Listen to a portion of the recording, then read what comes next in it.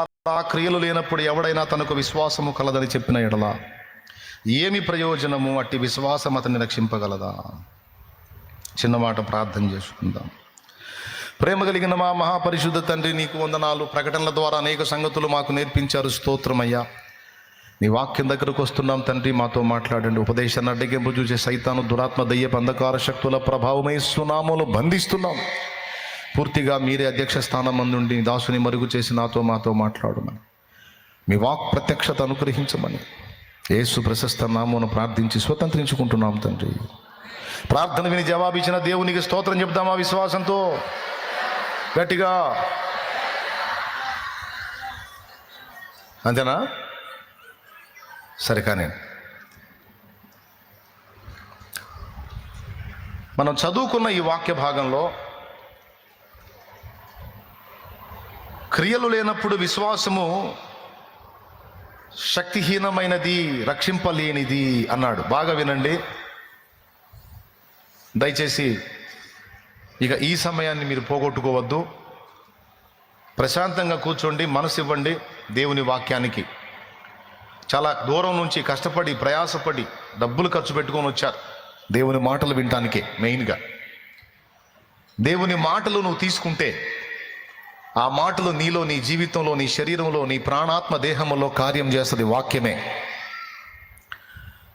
బహుళ ప్రయోజనం వాక్యం ద్వారా నీకు లభించింది కనుక వాక్యాన్ని నీవు తీవ్రంగా తీసుకో.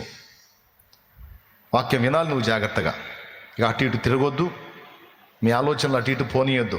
మీ మనసు పోయిన వారం కాకుండా అంతకు ముందు వారం కొన్ని పదార్థాలను కలిపినప్పుడు అవి శక్తిగా మారతాయని చెప్పాను, మీకు గుర్తుందో లేదో. ఆకుల గురించి, రకరకాల వస్తువుల గురించి, అచ్చంగా దాని గురించే దాదాపు గంటన్నర చెప్పా.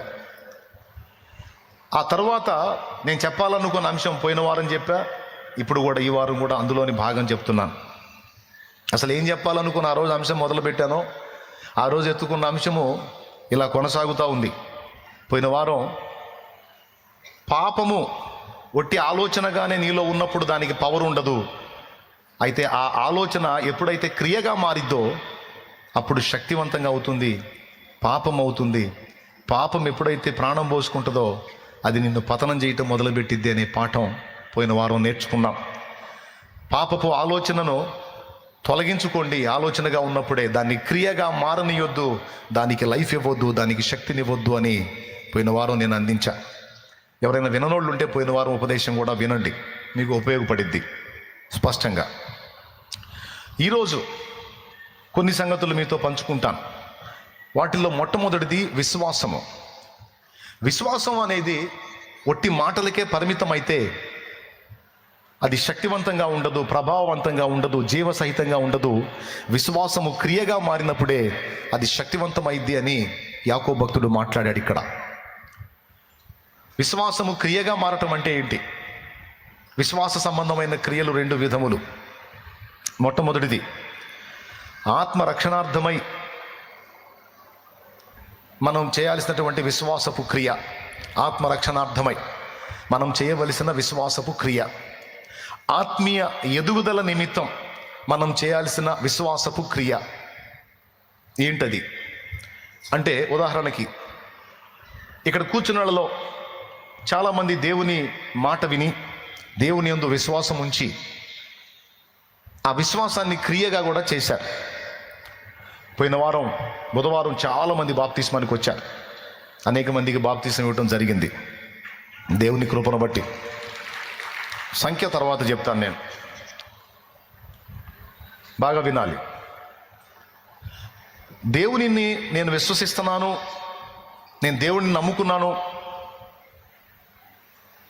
నేను దేవుని యందు విశ్వాసం ఉంచానని చెప్పటం వేరు. నిజంగా విశ్వాసం ఉంచితే దేవుడు చెప్పిన పనులు చేయటం వేరు. నువ్వు కేవలం నేను యేసునందు విశ్వాసం మాత్రమే ఉంచాను, క్రియ అయితే నేను చెయ్యను అంటే నువ్వు కలిగి ఉన్న విశ్వాసం మృత విశ్వాసము, అది శక్తివంతమైనది కాదు.